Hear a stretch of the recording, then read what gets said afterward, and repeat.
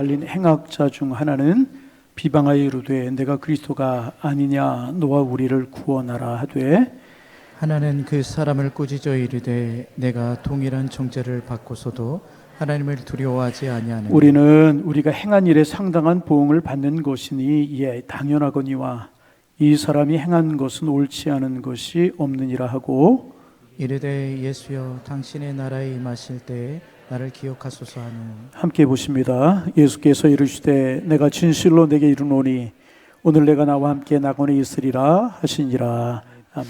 이제 누가복음 수요 예배 시간마다 우리가 이제 묵상을 했는데 얼마 누가복음이 남지 않았어요.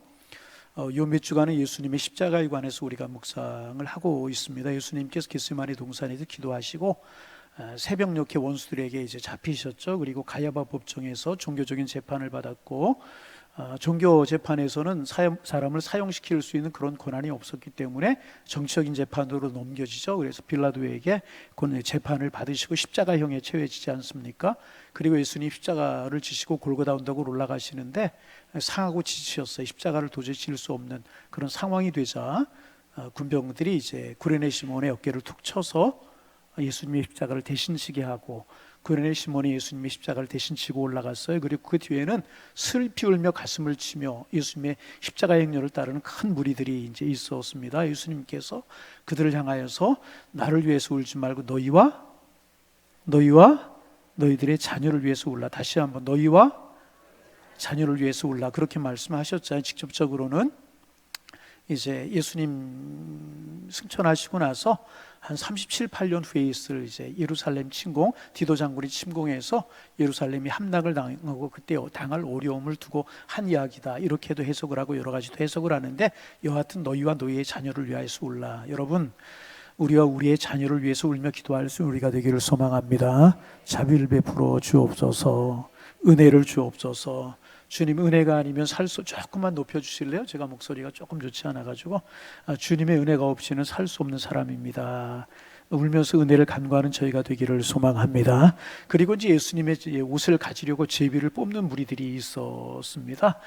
예수님의 겉옷일 것이라고 그랬죠. 다른 것은 그렇게 제비를 뽑을 가치가 있는 것이 아니고 통으로 된 옷이기 때문에 낮에는 옷이 되고 저녁에는 침구가 되는 것이기 때문에 그것을 어려운 살림에 녹록하지 못한 살림에 쓰려고 이제 제비를 뽑는, 그러나 십자가에 죽어가는 이분이 누군지를 모르는 어리석음을 범하는 군병들에 관해서 우리가 이야기를 나누었고 지난주에 조금 이야기하다 이제 마무리했는데 오늘은 예수님 십자가에 달리셨을 때 양편에 달린 좌편과 우편에 달린 이제 강도에 관해서 좀 나누면서 은혜를 나누기를 원합니다. 지난주에 조금 말씀을 드렸죠.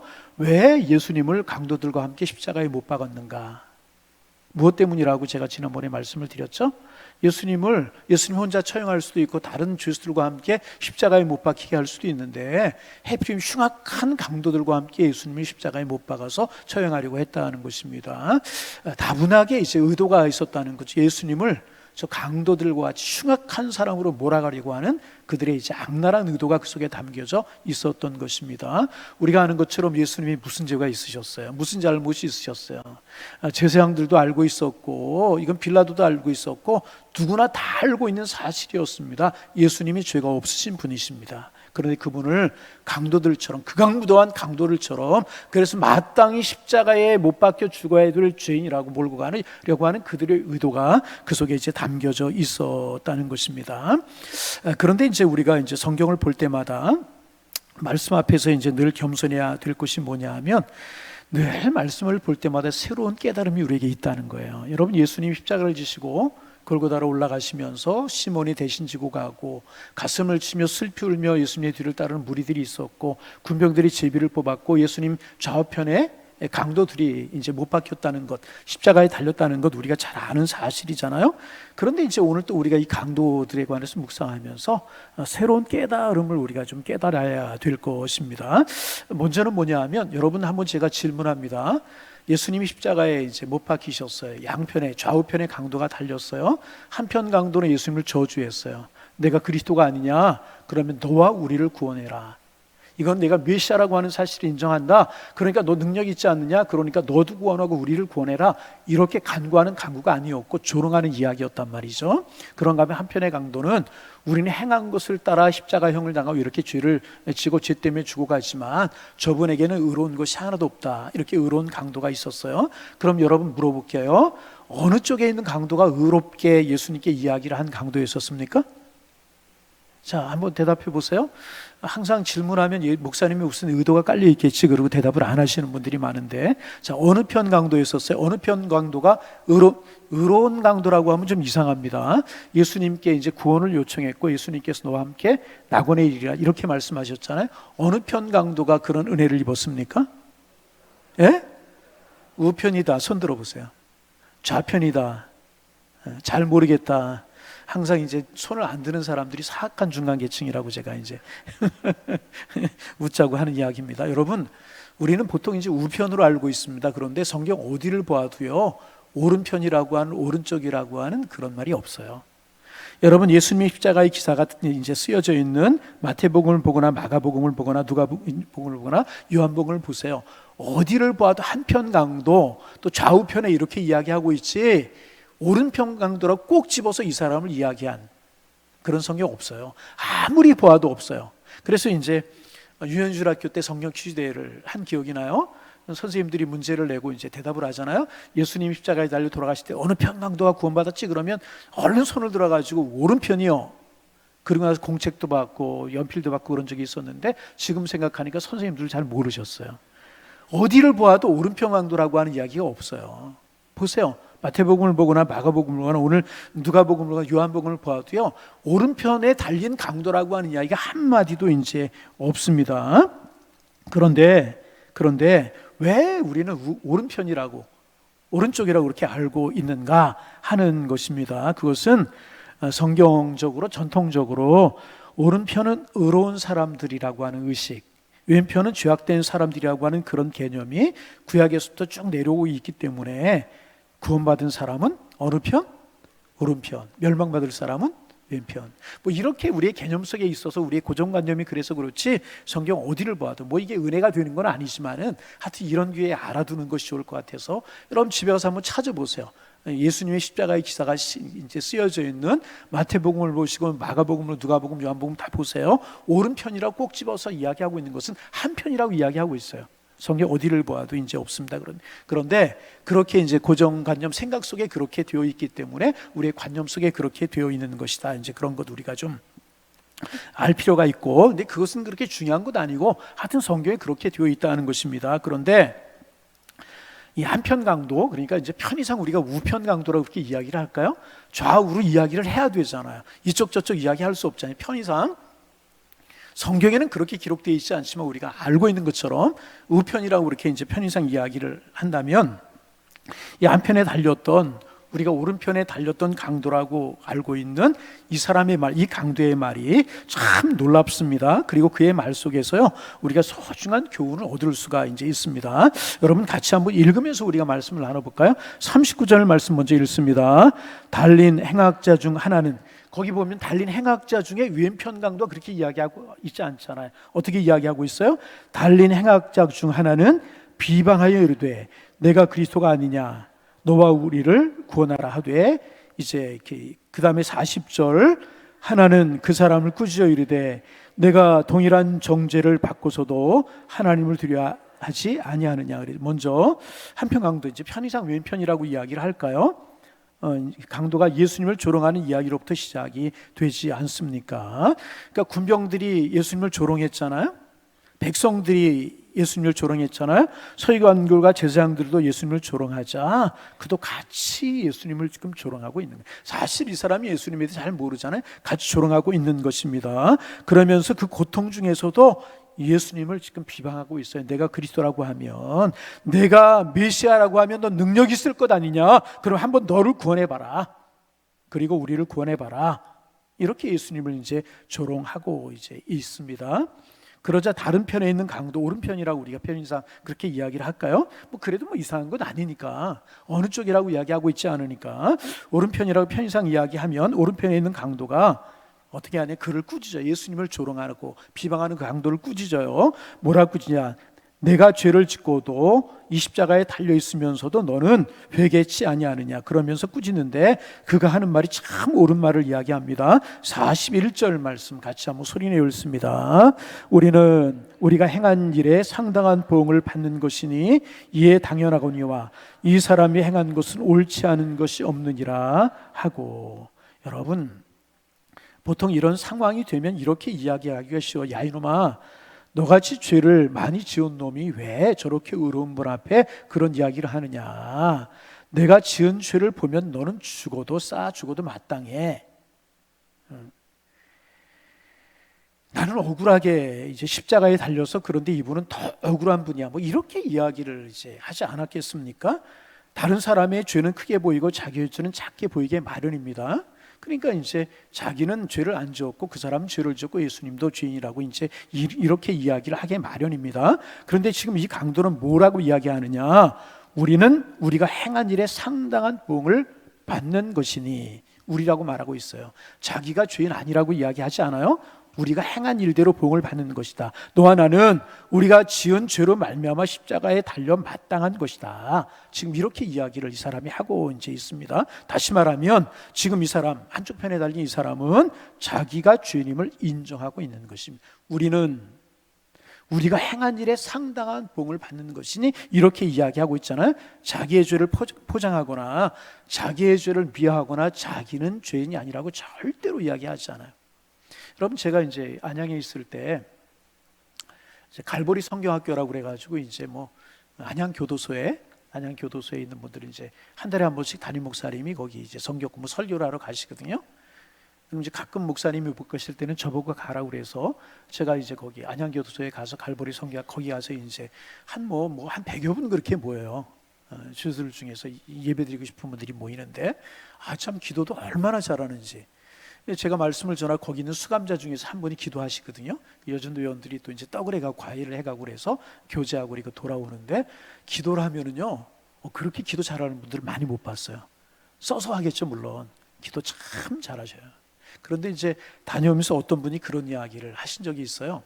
이제 그분 가끔 이제 그런 이야기를 하면 듣는 얘기가 뭐냐 하면 이제 나는 이제 작은 죄를 져서 여기에 왔고 정작 큰 죄를 지은, 죄송합니다, 그분들의 표현을 빌리면 큰 죄를 지은 놈들은 어디에 있다고요? 밖에 있고 나는 작은 죄를 졌다가 여기 왔다, 그런 이야기를 많이 한다는 거예요. 대부분 사람들이 이제 내 죄는 미하고 싶고 감추고 싶고 나는 죄인이 아니라고 하고 싶은 그런 속성이 있고, 다른 사람의 죄는 크게 보이는 것이 보통 사람들의 어떤 이야기이고 생각이란 말이죠. 그런데 이 사람은 그렇게 자기의 죄를 미화하거나 포장하지 절대로 하고 자기가 죄인이 아니라고 절대로 이야기하지 않아요. 우리는 우리가 행한 일에 상당한 보응을 받거니와 나는 이 죄를 십자가형을 받아 마땅한 죄인이다, 그런 이야기를 하고 있죠. 그러면서 예수님에 대해서 이야기를 하는데 뭐라고 이야기를 하느냐? 이 사람이 행한 것은 옳지 않은 것이 없도다. 자 보세요. 이 사람이 누구예요?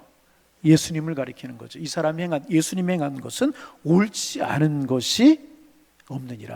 그러니까 이 사람에게 죄가 있다 없다? 예수님에게 죄가 있다 없다? 없다는 것입니다. 그러니까 이 사람은 지금 자신은 전적인 죄인이라는 거예요. 십자가형을 당해서 마땅한 타락한 존재가 죄인이라는 것입니다. 그리고 주님은 전적으로 의로운 분이시라고 하는 이야기를 하고 있어요. 그렇잖아요? 이 말씀 깊이 보세요. 자기는 죄인이고 주님은 의인이라고 하는 사실을 지금 이야기하고 있습니다. 그리고 예수님께 이야기를 합니다. 42절 말씀 읽어볼까요? 41절 읽습니다.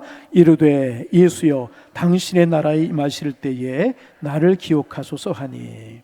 겸손한 고백이죠. 예수님, 내가 예수님을 비방하는 저 녀석을 꾸짖었으니 나를 천국에 좀 가게 해주세요. 그렇게 이야기하지 않았습니다. 이 사람은요, 세리와 같이, 마치 삭개오와 같이 자신의 죄를 고백하면서 부끄러워서 고개를 들지 못하고 가슴을 치면서 자기가 죄인이라고 고백했던 세리와 삭개오처럼 당신의 나라에 임하실 때에 나를 어떻게 해달라고요? 구원해달라는 이야기 아니죠. 나를 천국 가게 해주십시오. 그렇게 하고 싶은 마음이 이 사람의 마음속에는 틀림없이 있었을 거예요. 그런데 자기 자신의 모습을 보니까 자기는 구원받을 수 없는 죄인이라는 거죠. 그러니까 뭐라고 이야기를 합니까? 당신의 나라에 임하실 때 나를 어떻게 해달라고요? 기억해달라, 기억만 해달라, 이렇게 이야기를 합니다. 그의 마음에는 이제 나를 구원해달, 반복하는 이야기지만 나는 구원해달라고 하는 마음이 있었을 것, 틀림없이 그런 마음이 있었을 것입니다. 그러나 차마 그렇게 말하지 못하고 당신의 나라가 임하실 때 나를 기억해 주옵소서. 그래서 예수님 뭐라고 말씀하시는지 참 귀한 말씀. 42절 같이 읽습니다. 예수께서 이르시되 내가 진실로 내게 이르노니 오늘 내가 나와 함께 낙원에 있으리라 하시니라. 할렐루야. 귀한 말씀 다시 한번. 예수께서 이르시되 내가 진실로 내게 이르노니 오늘 내가 나와 함께 낙원에 있으리라 하시니라. 이 사람은 주님의 나라가 임할 때에 나를 구원해, 이 말씀 하고 싶었지만은 자기의 죄를 알기 때문에, 자기의 죄인됨을 알기 때문에, 자기의 타락함을 알기 때문에 차마 그 얘기를 하지 못하고 나를 기억해 달라고만 이야기하는데, 예수님께서는 이 사람에게 뭐라고 말씀하시는가? 오늘 내가 나와 함께 낙원에 있으리라. 생각하고 기억만 하는 것이 아니라 내가 구원받게 될 것이다. 그래서 낙원에 함께 있을 것이다. 우리 주님 그렇게 말씀을 이제 하셨습니다.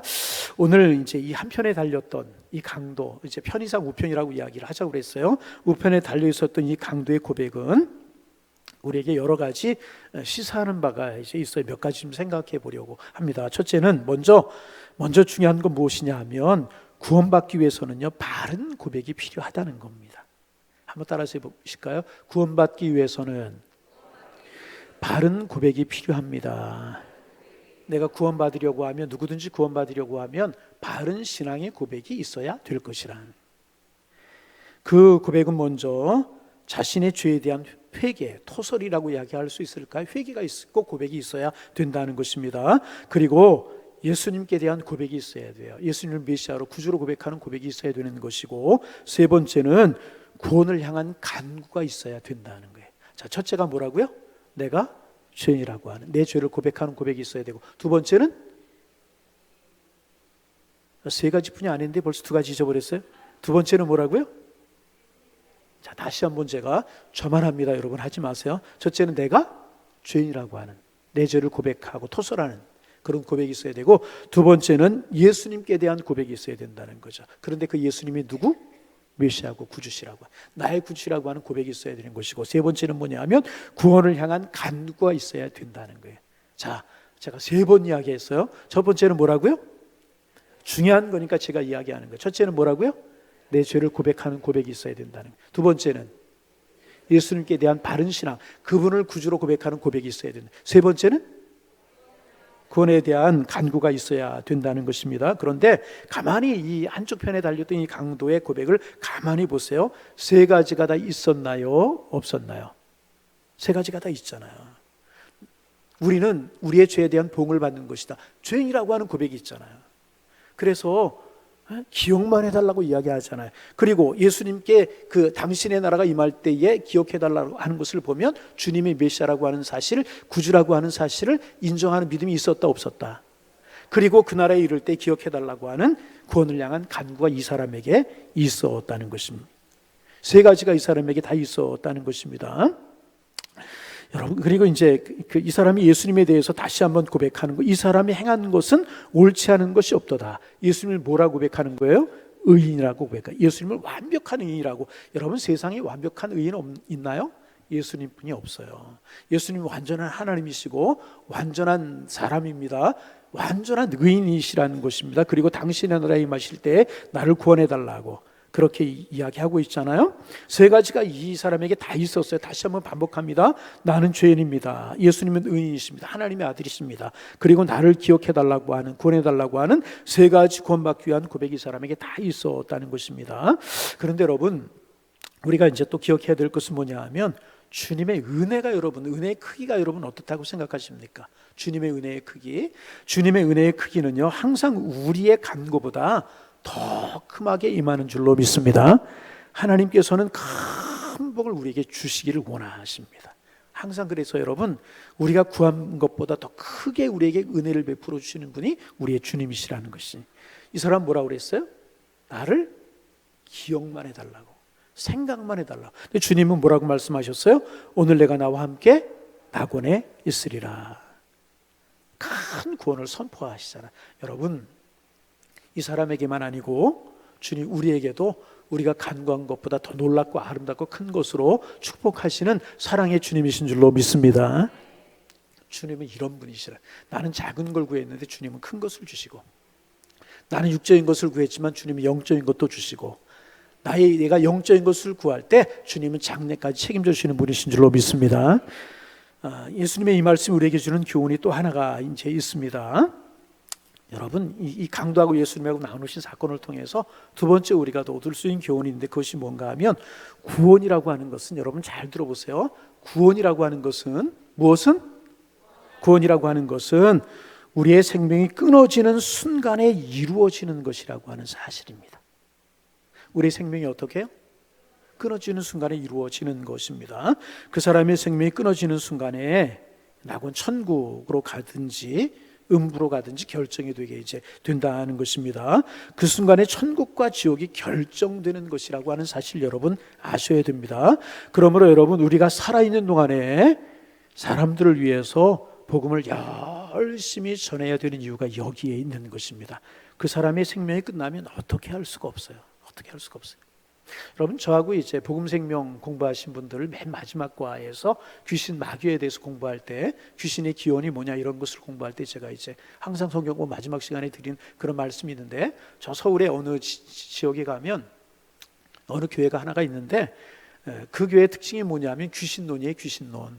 그런데 이제 거기는 이제 귀신의 기원이 어떻게 되느냐 이렇게 이야기를 하죠. 사람이 죽으면 귀신이 된다는 거예요. 사람이 죽어서 뭐가 된다고요? 귀신이 된다는 거예요. 귀신이. 그런 단 두 가지 조건인데, 하나는 뭐냐 하면 이제 그 예수 믿지 않고 죽은 영혼들. 어떤 사람들? 그러니까 여러분 안심하세요. 여러분 절대로 귀신이 안 돼. 두 번째 전제가 있는데 뭐냐 하면, 그 사람들이 전제한 전제가 뭐냐, 사람의 생명이 120세라는 거. 여러분 많이 들으셨죠? 120세라는 거죠. 사람의 생명이 얼마라고요? 120. 물론 성경에 보면 이제 사람이 사는 120세가 될 것이다라고 하는 그런 이야기가 없지 않아 있어요. 노아홍수 이후에. 근데 모든 사람의 생명이 다 120세를 산다 그런 말씀은 전혀 아니란 말이죠. 근데 사람이 120세를 살도록 되어 있는데 120세를 채우지 못한 부분, 예를 들어 80의 세상을 떠난 몇 년? 40년을 무엇이 된다? 귀신이 된다는 거예요. 귀신이 되어서 구천을 떠돌아다닌다는 거예요. 그래서 구천을 떠돌아다니다가 귀신이 안식하기에 제일 좋은 것이 어디냐면 사람의 심령이라는 거예요. 그래서 쏙쏙 들어간다는 거예요. 그래 질병을 일으킨다. 그래서 거기에서는 모든 질병의 원인을 누가 일으키는 것이다? 귀신이. 여러분 안 그래요. 바이러스로 인한 것이 있고, 내가 실수에 다쳐서 그러는 것도 있고, 여러분 그렇잖아요. 또 뭐 실제로 귀신이 일으키는 질병도 있지만 다 모든 질병이 귀신이 그런 거 아니잖아요. 몇 가지 잘못된 교류가 있어 이단이라고 정죄가 되었는데, 그것이 여하튼 사람이 죽으면 뭐가 된다? 여러분 아닙니다. 사람은 죽으면요, 예수 믿고 죽으면 어디? 다시 확신이 없어. 예수 믿고 죽으면 어디? 예수 믿지 않고 죽으면 지옥. 둘 중에 하나뿐이 없어요. 생명이 끊어지는 순간에 이 땅에서 어떤 믿음을 가졌느냐에 따라 결정이 되는 것입니다. 그래서 여러분, 그의 생명이 끝나고 나면 안타깝지만 어쩔 수가 없는 것입니다. 천주교에서 이것을 가지고 이상한 교리를 만들어냈죠. 성 베드로 성당을 크고 웅장하게 짓다가 건축비가 모자라니까 면죄부라고 하는 것을 발행해가지고 연옥이라고 하는 것을 만들었잖아요.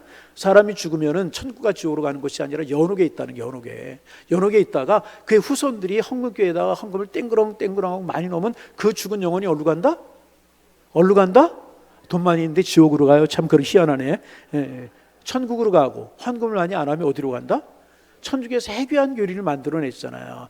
건축비가 모자라니까 해괴한 교리를 만들어서 건축하라고 그랬잖아요. 아닙니다. 사람이 죽는 순간에 예수 믿고 죽으면 어디?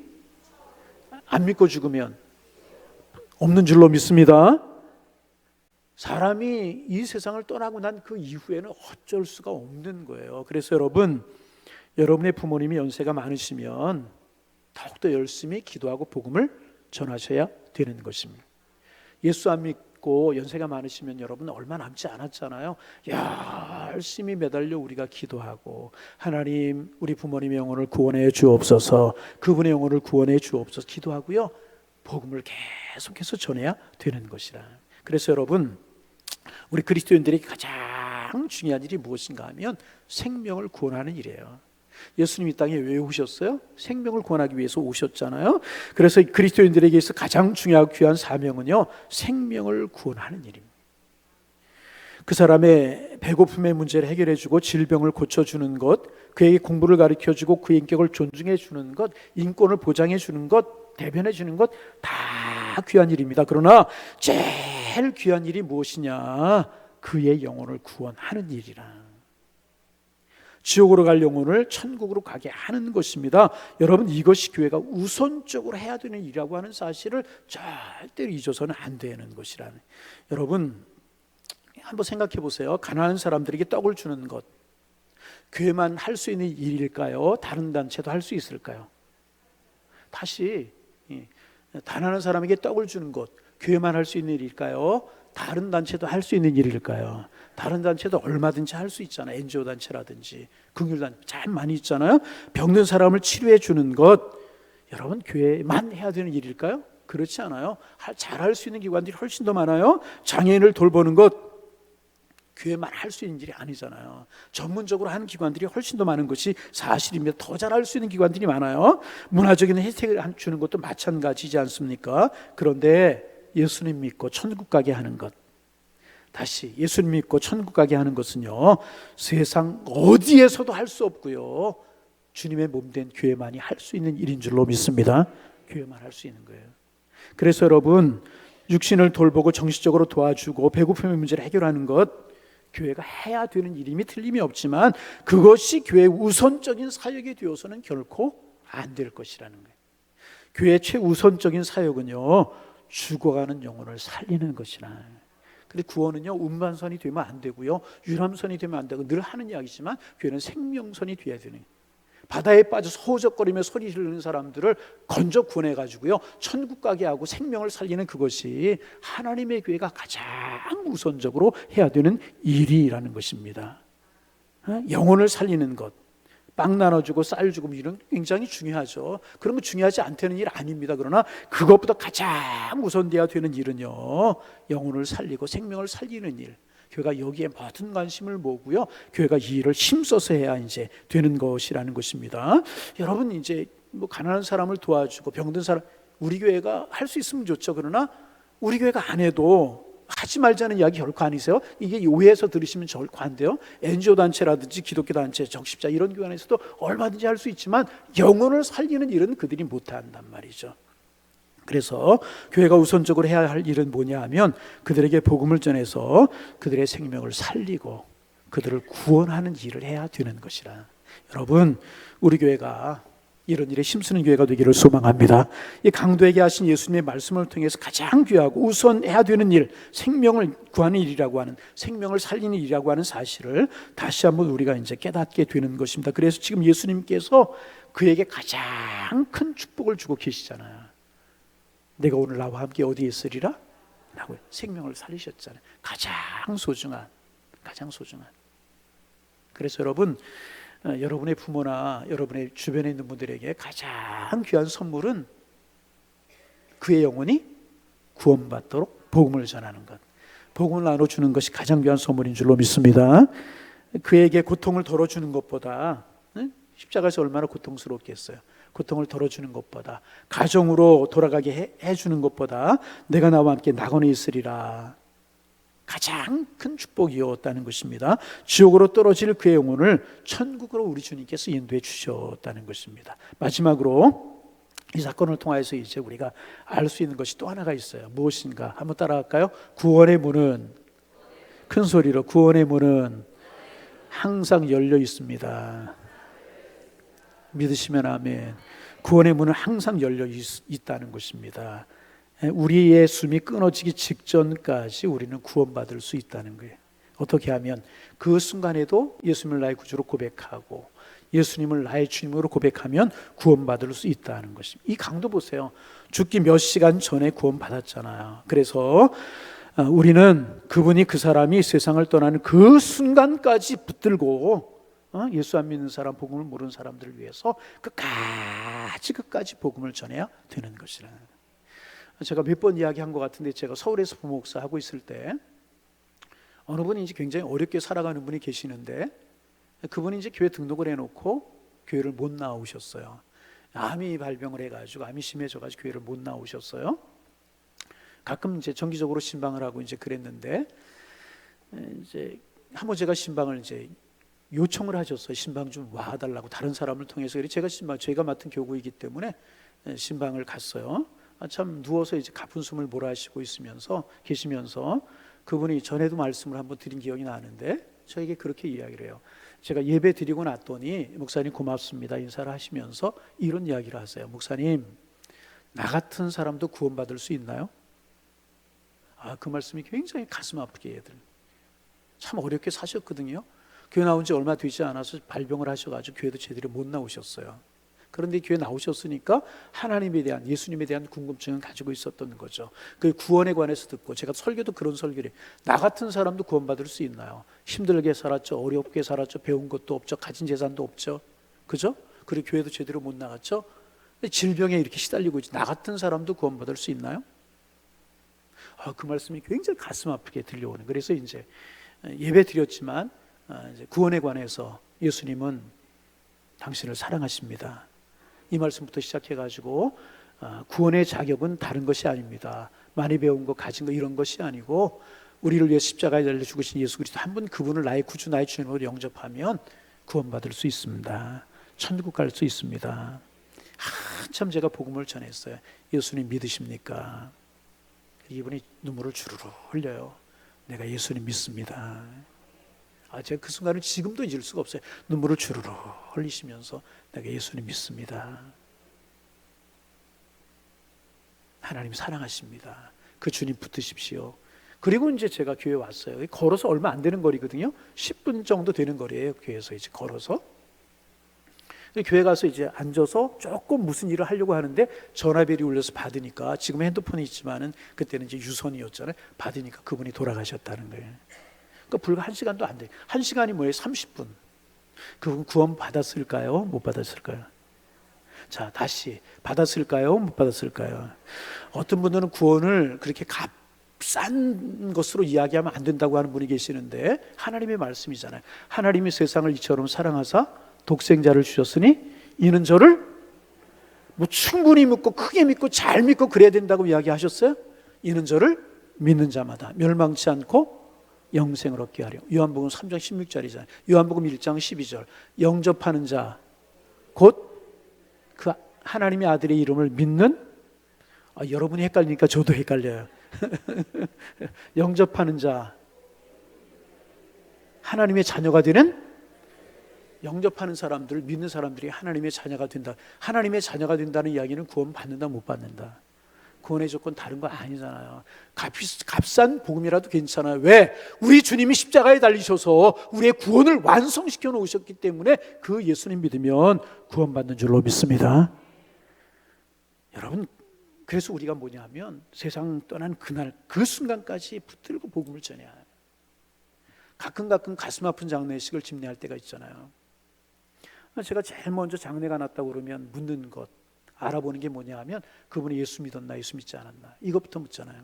이게 가장 뭐가 중요하겠습니까?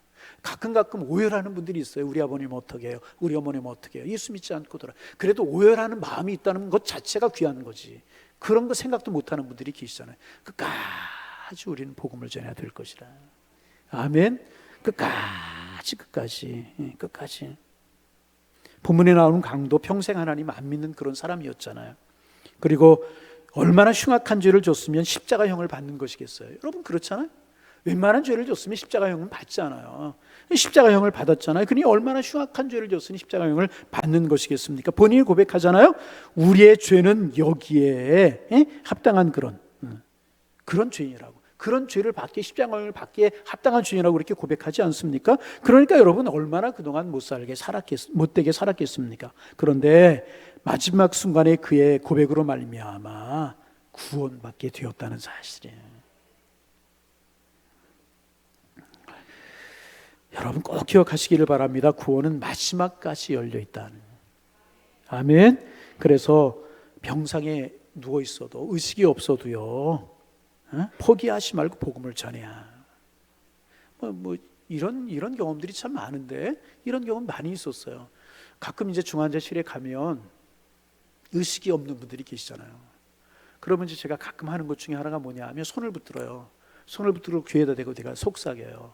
집사님, 아니면 권사님, 아니면 그냥 직분 안 가시면 성도님, 제 이야기가 들리십니까? 그러면 손을 좀 잡아보시기 바랍니다. 그러면 힘있게 잡는 분들, 의식이 없지만 힘있게 잡는 분도 있어요. 어떤 분들은 정말 느껴지지 않을 정도로 미약하나마 손에 신호가 오는 분이 있어요.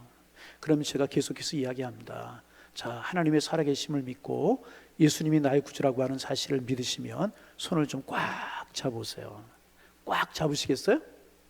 그렇게 못하죠. 힘이 없는데. 그런데 간혹이요, 세밀하게만큼이나 느껴질 때가 있어요. 손을 잡으시는. 그러니까 듣지 못하고 의식을 자기 표현을 못해도 이렇게 어떻게 하라든 자기 의사를 표현할 수 있는 그런 의지가 있는 분들이 있다는 것입니다. 그래서 제가 믿음을 점검합니다. 제가 이 말씀을 왜 드리느냐, 여러분 식구들 중에서, 아는 분들 중에서 마지막 이런 순간을 여러분이 직면하시면 그때까지 복음을 전하시라 이 말이에요. 제가 쓰던 방법을 써도 좋고요, 어떤 방법으로 좋아요. 귀에다 대고 속삭이듯이 소리 지르듯이 예수님은 당신을 사랑하십니다. 예수 믿으셔야 됩니다. 예수 믿어야 천국 갈 수 있습니다. 하나님은 당신을 사랑하십니다. 전하시기를 바랍니다. 손잡고 하셔도 좋고 어디 일을 해도 좋고, 가장 주님이 귀하게 여기시는 것이 영혼 구원이기 때문에, 그 영혼을 사랑하셔서 한 영혼이라도 예수 믿고 구원받는 것을 주님이 원하시기 때문에 우리가 이것을 해야 된다. 강도를 통하여, 그의 외침을 통하여 우리는 이제 구원을 마지막 순간에, 생명이 끊어지는 순간에 구원이 열려져 있다는 사실을 우리가 알게 이제 되는 것입니다. 그래서 반복합니다. 포기하지 마시기를 바랍니다. 여러분 가족 구원을 위해서 얼마나 기도하셨어요? 친척 구원을 위해서 부모님 얼마나 기도하셨어요?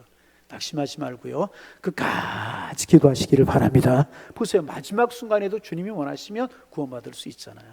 마지막 순간에도 구원의 문이 열려 있을 수 있다는 거죠. 아니, 열려 있다는 거죠. 그래서 여러분 열심히 복음을 전하는 우리 교회가 되기를 소망합니다. 마지막 하나 우리가 생각할 거 있잖아요. 양편의 강도가 있었어요. 극명하게 길이 둘로 나뉘어요. 한편 강도는 예수를 구주로 고백하고 구원받았고, 한편 강도는 예수님을 그 순간까지 비방하고 저주하잖아요. 항상 두 길이 있는 것이라. 선택은 우리의 몫인데, 여러분 우리는 예수 믿고 오른편을 선택했어요. 구원을 향하여 길을 걸어가고 있어요. 천국을 선택한 사람들이 우리들인 줄로 믿습니다. 우리에게 영생이 주어질 것입니다. 이제 이 길을 택하지 못한 많은 분들에게 이 길을 택하고 우리와 함께 믿음의 길을 걸어가자고, 생명의 길을 걸어가자고, 영생의 길을 걸어가자고 전해야 될 책임이 우리에게 있다는 것입니다. 힘을 다해서 이 복음, 이 사랑, 이 은혜 전하며 살아가는 우리 하나님의 백성들 다 되실 수 있기를 주님의 이름으로 축원합니다. 축원합니다. 하나님, 양편에 달려 있었던 강도들을 통하여 우리가 많은 교훈을 얻게 되는데, 하나님 우리에게 의로운 편을 택할 수 있는 믿음을 주시오니 감사합니다. 이 길을 잘 걸어가게 하셔서, 생명의 길을 걸어가게 하셔서 생명을 유업으로 얻는 저희들이 될 수 있도록 축복하여 주옵소서. 그런데 아직도 구원의 길을 모르고 구원받지 못한 사람들 세상에 많이 있는데, 주님이 가장 원하시는 것이 생명이 구원받는 것이라고 하는 사실을 우리 기억하고 그들에게 복음을 전하며 살아갈 수 있는 하나님의 사람들 되게 하여 주옵소서. 마지막 순간까지 구원의 문이 열려있다는 사실을 기억하고 우리 마지막까지라도 기도하고 구원을 위해서 애쓸 수 있는 저희가 되게 하셔서 우리의 가족, 우리의 친척들, 우리의 주변에 있는 분들 우리로 말미암아 복음이 전해지게 하시고 구원받지 못하는 심령들이 없도록 하나님 축복하여 주옵소서. 이 마음에 우리가 불타오르게 하시고 생명을 구원하는 일에 우리가 열심을 품을 수 있는 하나님의 사람들이 다 될 수 있도록 하나님 함께하여 주옵소서. 예수님의 이름으로 기도하옵나이다. 아멘.